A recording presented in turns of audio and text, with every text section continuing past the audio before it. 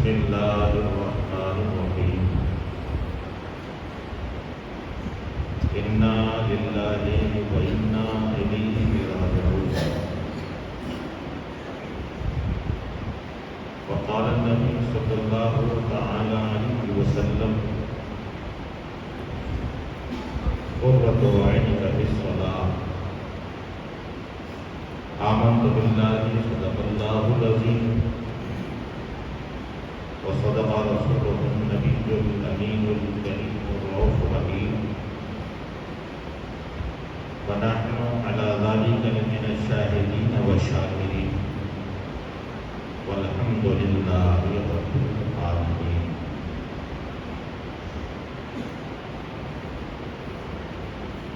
آئیے قرآن کو چند معروف سے پہلے قانون داں اور قانون ساز پیغمبر صاحب اِنَّا أَعْطَيْنَاكَ الْكَوْثَرَ اپنی اور ساری کائنات کی مرکز عقیدت یعنی جناب احمد مصطفیٰ محمد مصطفیٰ صلی اللہ علیہ وسلم کی دربار گوہر میں جھوم کر وہ شریف کا نذرانہ پیش کریں. بلند آواز سے پڑھیں اللہم صل علی سیدنا و شفیعنا و حبیبنا و مولانا محمد وبارک وسلم صلاۃ و سلام علیک یا رسول اللہ صلی اللہ تعالی علیہ وسلم.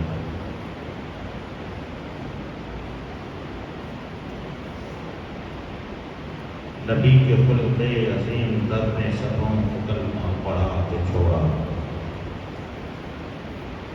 نبی کے خلق عظیم در نے سبوں کو کلمہ پڑھا کے چھوڑا.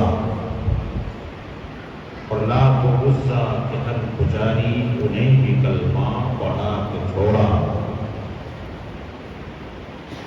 اور عمر تھے غصے میں چور اتنے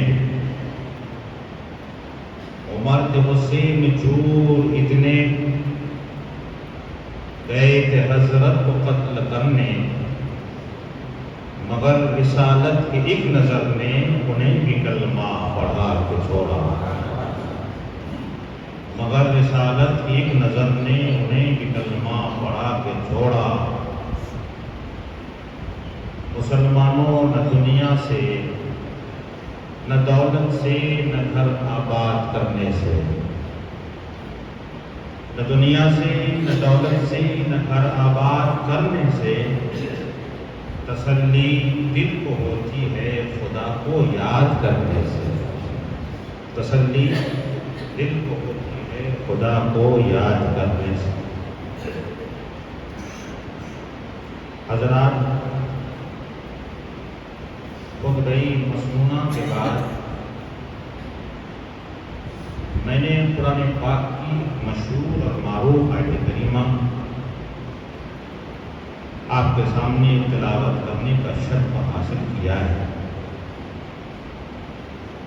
اللہ رب العزت ارشاد فرماتا ہے انا للہ و انا الیہ راجعون.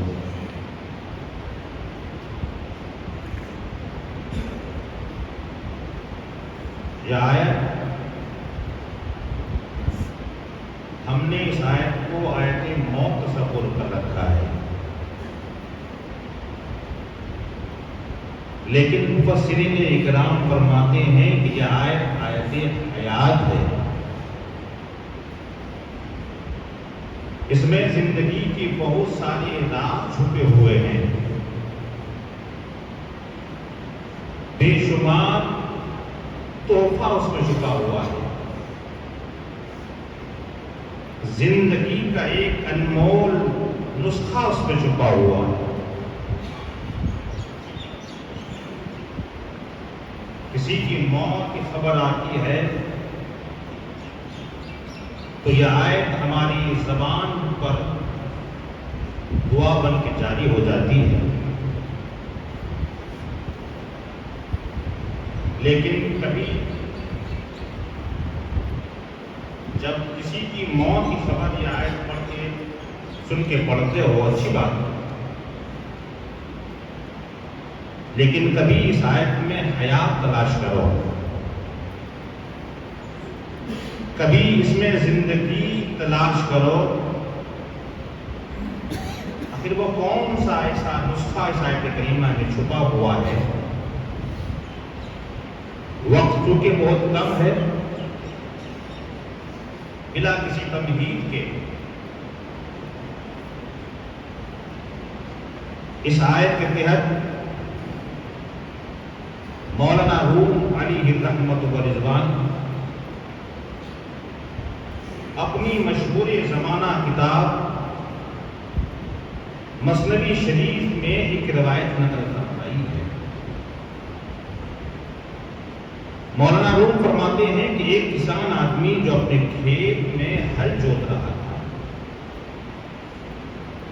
ہل جوتتے جوتتے اس کسان کو ایک قیمتی ہیرا ملا۔ اس ہیرے کی چمک سے آسمان، آس پاس کی ساری زمینیں روشن اور منور ہونے لگی۔ وہ کسان سمجھ گیا کہ بہت ہی قیمتی ہیرا ہے، ایک بہت ہی قیمتی پتھر ہے۔ اس کسان نے اس پتھر کو لیا، اس ہیرے کو لیا، لینے کے بعد اپنے جوہری کے پاس، بلیوں کے پاس گیا اور کہنے لگے کہ اے جوہری، مجھے اس کی قیمت دے دو۔ جوہری کی نظر جب اس قیمتی پتھر پر پڑی تو جوہری نے کہا کہ کسان، ہمارے شہر کے تمام جوہری، تمام بنیے مل کر تمہارے اس ہیرے کی قیمت ادا نہیں کر سکتے، اتنا یہ قیمتی ہیرا ہے، اور اگر تمہیں اس کی خاطر کا قیمت ہی چاہیے تو وقت کے بادشاہ کے پاس چلے جاؤ، وہی تمہیں اس کی قیمت دے سکتا ہے۔ وہ کسان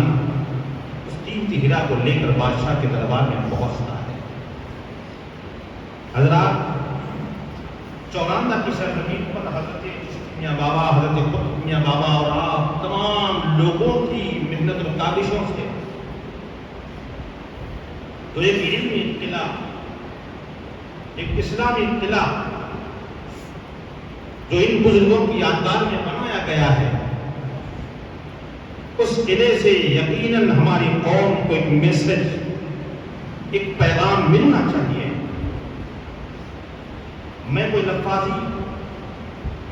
کوئی بیان جو نہیں کرتا، ایک پیغام آپ کو دینا چاہتا ہوں، میری نئی نسل کی نوجوانوں کو ایک پیغام دینا چاہتا ہوں کہ وہ کسان آدمی جب بادشاہ کے دربار میں پہنچا،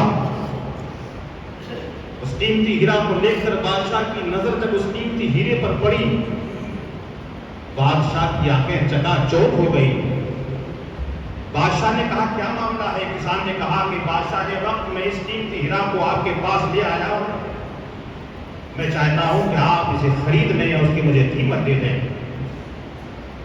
بادشاہ نے اپنے وزیر کو بلایا، وزیر سے کہا کہ اے میرے وزیر، مجھے یہ قیمتی ہیرا چاہیے۔ وزیر نے کہا بادشاہ سلامت، آپ کے خزانے میں اتنا روپیہ نہیں، اتنا پیسہ نہیں، اتنی دولت نہیں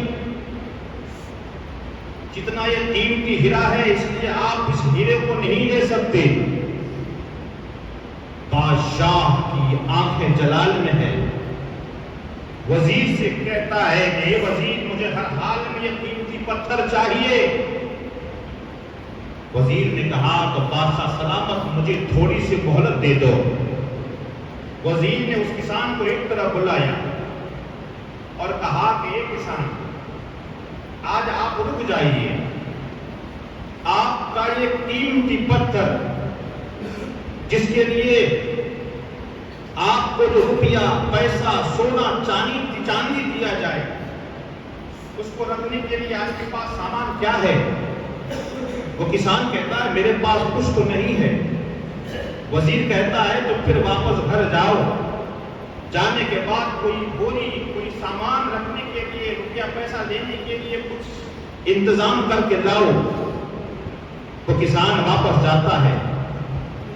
جانے کے بعد کچھ بوری لے کر بادشاہ کے محل میں پہنچتا ہے۔ وزیر کہتا ہے کہ کسان سن، بادشاہ کے خزانے سے تمہیں اس پتھر کے بدلے میں، اس قیمتی ہیرے کے بدلے میں جو کچھ روپیہ پیسہ دیا جائے گا وہ تمہارا ہے، لیکن ایک وقت مقرر ہے۔ تم اس پتھر کے بدلے میں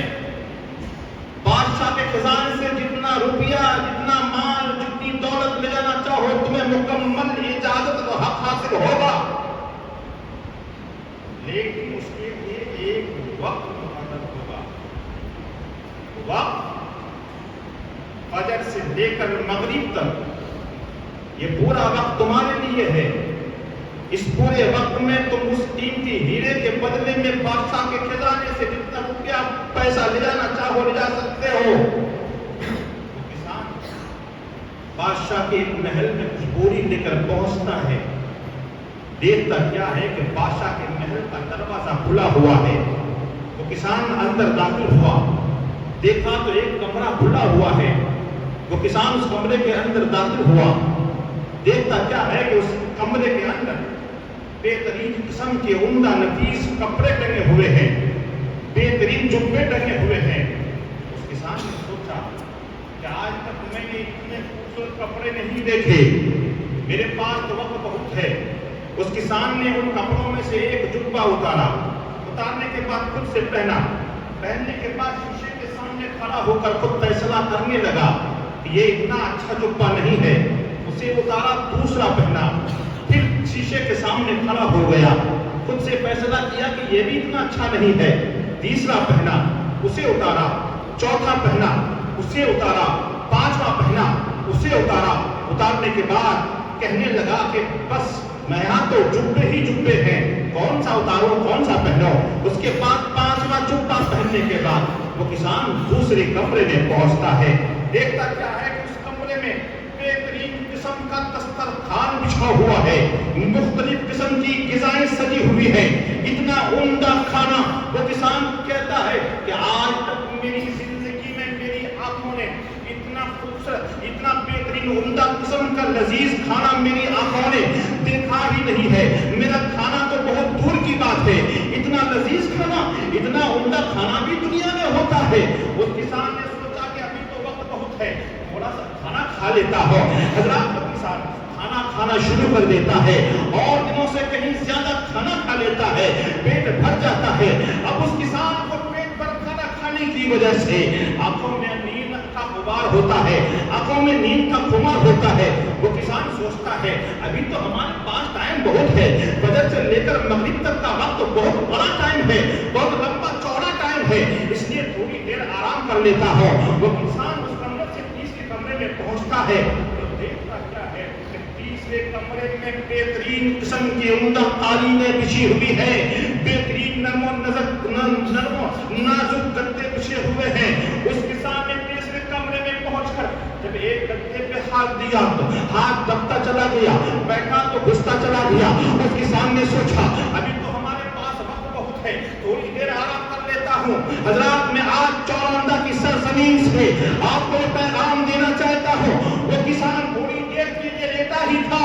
اتنا نیند کا غلبہ طاری ہو گیا کہ ادھر پھر مغرب کی اذان کا وقت ہو جاتا ہے، اذان مغرب کی صدائیں بلند ہوتی ہے، کسان کی آنکھیں کھل جاتی ہے۔ وزیر سامنے آتا ہے، آنے کے بعد جگا کر کہتا ہے کہ اے وزیر، اے کسان، بس اب تمہارا وقت ختم ہو چکا ہے، تم سے میں نے پہلے ہی کہا تھا کہ تم اس ہیرے کے بدلے میں بادشاہ کے خزانے سے تم جتنا روپیہ، جتنا مال، جتنی دولت لے جانا چاہو تمہیں مکمل اجازت ہوگی۔ اب ایک کسان سن لے، فجر سے لے کر مغرب تک کا پورا وقت تمہیں دیا گیا تھا، اب تمہیں مغرب کے بعد اس محل میں ایک لمحہ بھی رکنے کی اجازت نہ ہوگی۔ حضرات میں آپ کو بتانا چاہتا ہوں، وہ کسان ہڑبڑا کر اٹھتا ہے اور وزیر کے قدموں میں گر جاتا ہے اور کہتا ہے کہ اے وزیر، مجھے تھوڑا سا موقع دے دو تاکہ میں تھوڑا سا روپیہ پیسہ لے لو، میں نے تو اپنے ہیرے کے بدلے میں ایک روپیہ بھی نہیں لیا ہے، اس لیے اے وزیر مجھے تھوڑی سی مہلت دے دو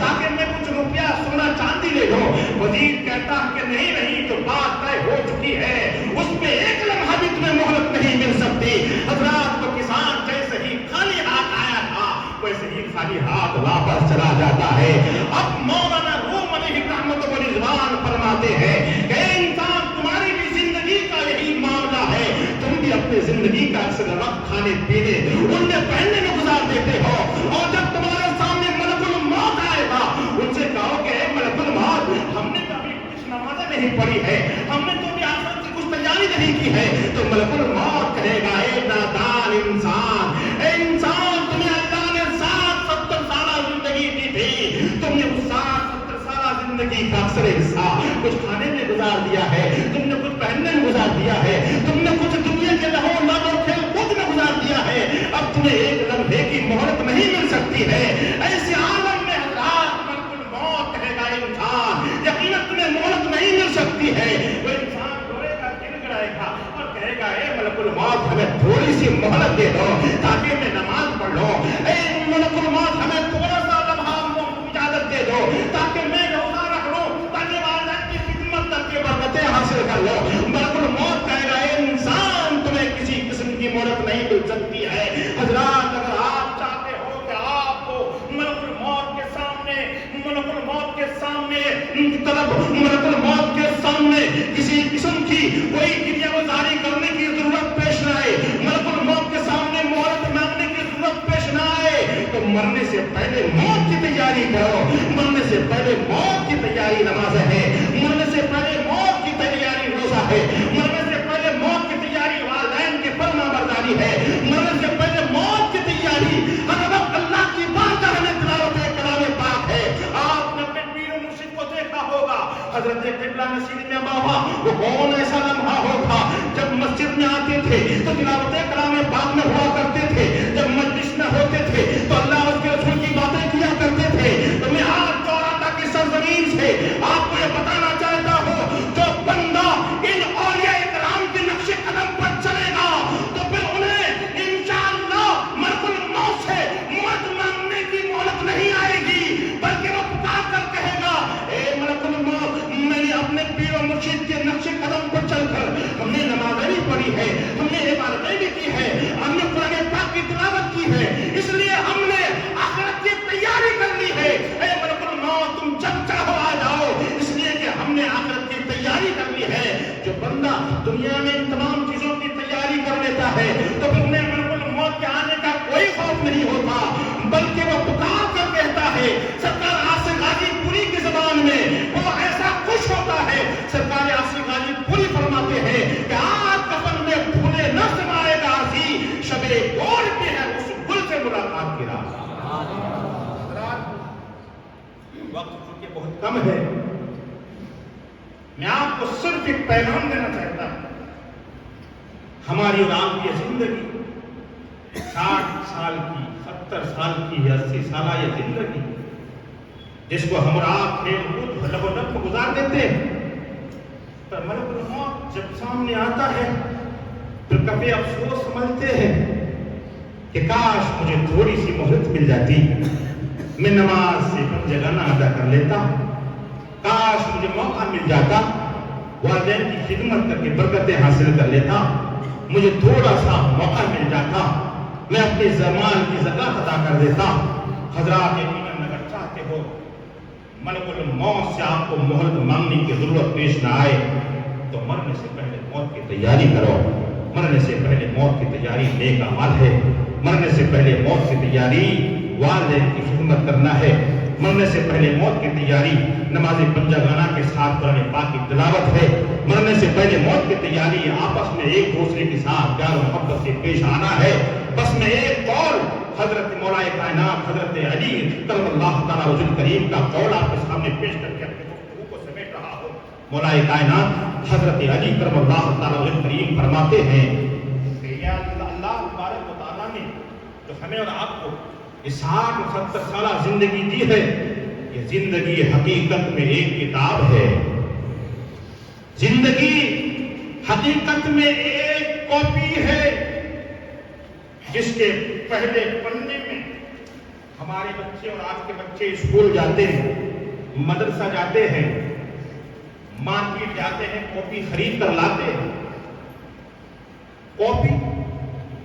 اس کاپی کے اوپر والے پیج میں جس کو فرسٹ پیج کہتے ہیں کچھ تصویریں چھپی ہوتی ہیں، कंपनी का कुछ एड्रेस लिखा होता है और आखिर पन्ने में भी कुछ लिखा होता है। आपने और हमने गौर किया होगा, हम और आप देखते हैं, मुशाहिदा करते हैं, आखिर ऊपर वाले पेज में भी कुछ लिखा होता है, आखिर वाले पन्ने में भी कुछ लिखा होता है,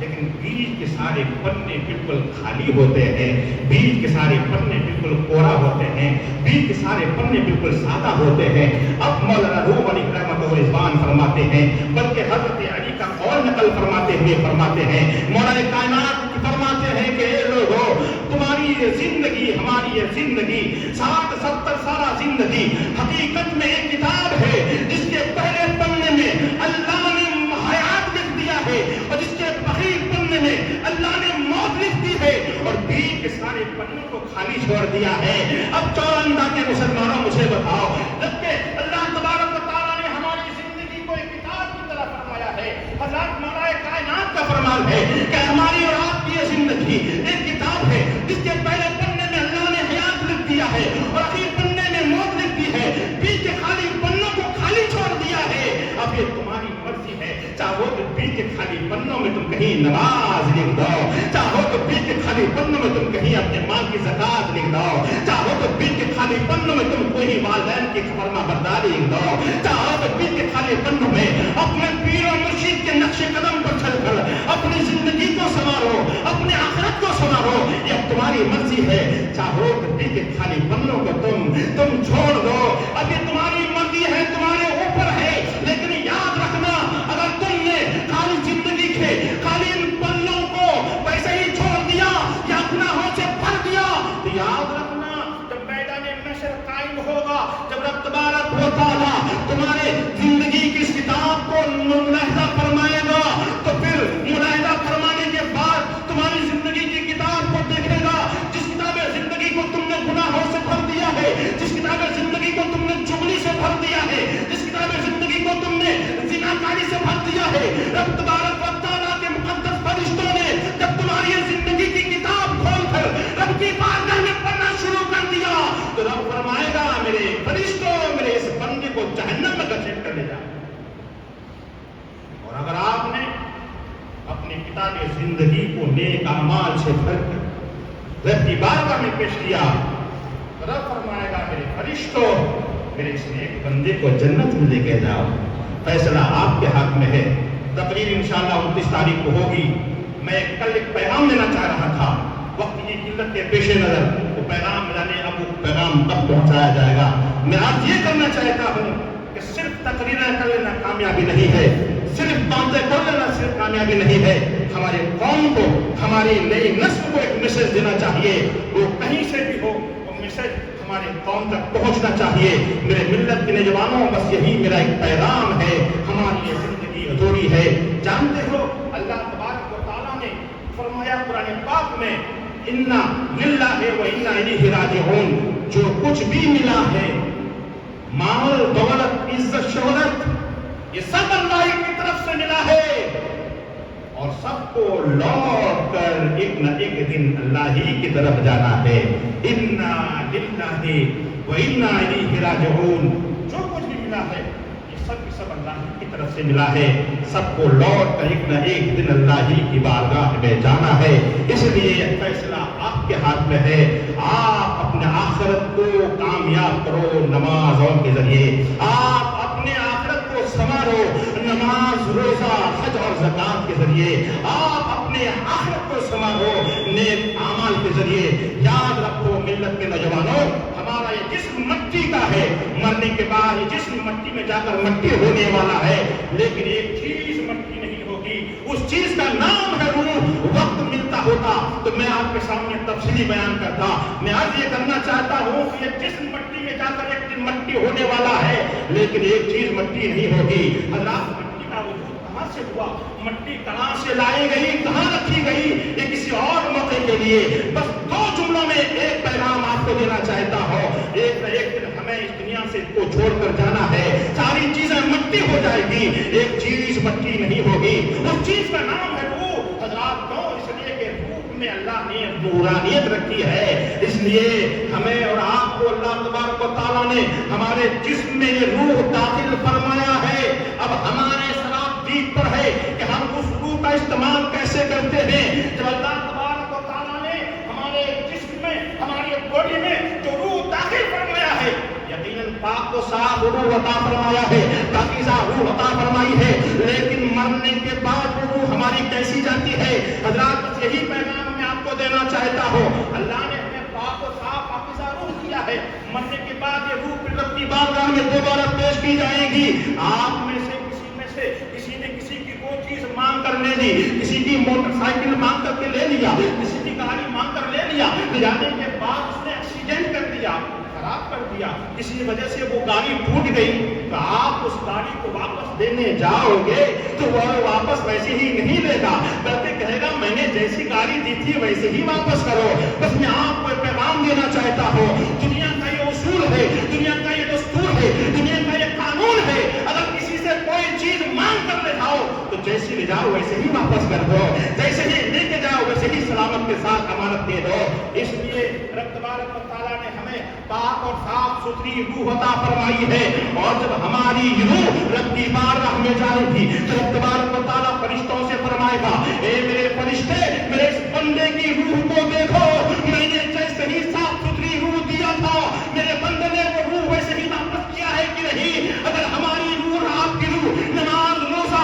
حج اور زکات کی خوشبو سے مہکے گی تو رب فرمائے گا میرے فرشتوں، میرے اس بندے کی روح کو جنت میں لے کے جاؤ۔ اللہ اکبر۔ ملت کے نوجوانوں، اور اگر آپ کی روح، ہماری روح، ہم نے اس روح کو گندی کر کے غلط طریقے سے رب کی بارگاہ میں پیش کیا ہے تو رب فرمائے گا میرے فرشتوں، میں نے اس بندے کو تو پاک صاف روح عطا کیا تھا، مگر میرے اس بندے نے گناہوں سے ناپاک کر دیا ہے، اس لیے آپ اس روح کو جنت میں نہیں بلکہ جہنم میں لے کے جاؤ۔ بس یہی ایک پیغام تھا، آپ اپنے روح کو پاک کیجیے نماز کے ذریعے، آپ اپنے روح کو پاک کیجیے نیک اعمال کے ذریعے، آپ اپنے روح کو پاک کیجیے، تر و تازہ کیجیے، اپنے ایمان کو پختہ کیجیے۔ حضور ناصر ملت نے جو پیغام دیا ہے، حضور ناصر ملت نے جو آپ کو درس دیا ہے، اس درس پر عمل کرتے ہوئے اپنی زندگی کو بھی سنوارو، اپنے آخرت کو بھی سنوارو۔ انا للہ و انا الیہ راجعون۔ اللہ نے جو کچھ بھی عطا کیا ہے سب اللہ ہی کی طرف سے ہے، اور سب کو لوٹ کر ایک نہ ایک دن اللہ ہی کی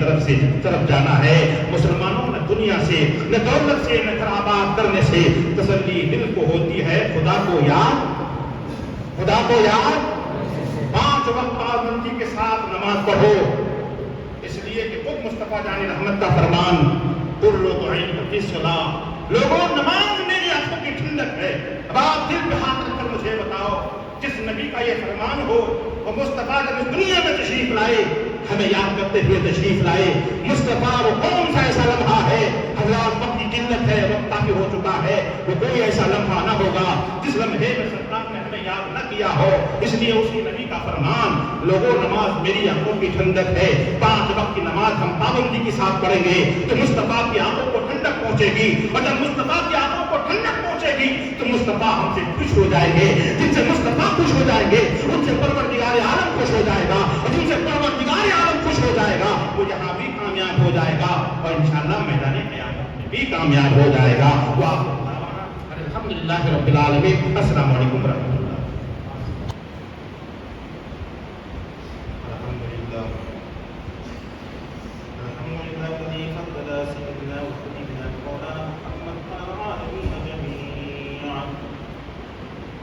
وأقاموا يوم القيامة للمسلمين المخلصين الخطائين الهالكين شفيعا وصلى الله تعالى عليه وسلم وبارك عليه وعلى كل من هو مشكور ومرضي ومهدي صلاة تنقطع بدوام الملك الحي القيوم وأشهد أن لا إله إلا الله وأشهد أن محمدا عبده ورسوله بالهدى ودين الحق والسلام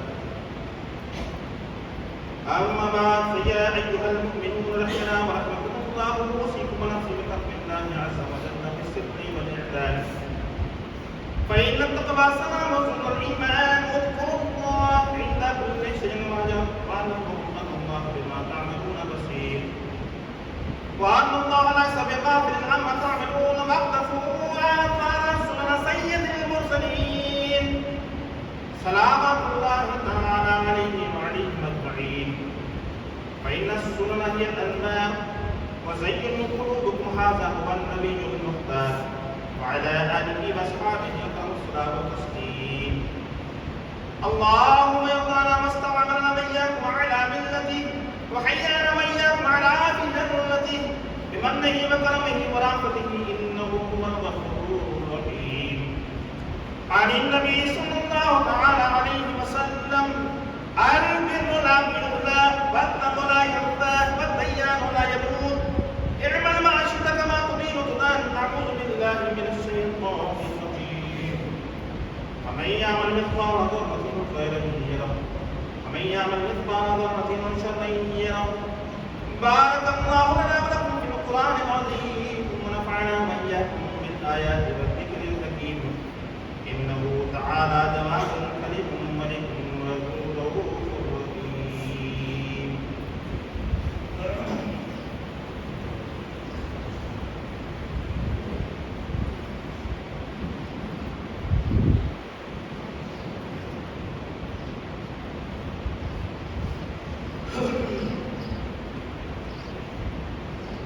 الحمد لله نحمده ونستعينه ونستغفره ونؤمن به ونتوكل عليه ونعوذ بالله من شرور انفسنا ومن سيئات اعمالنا. من يهده الله فلا مضل له ومن يضلله فلا هادي له. ونشهد ان لا اله الا الله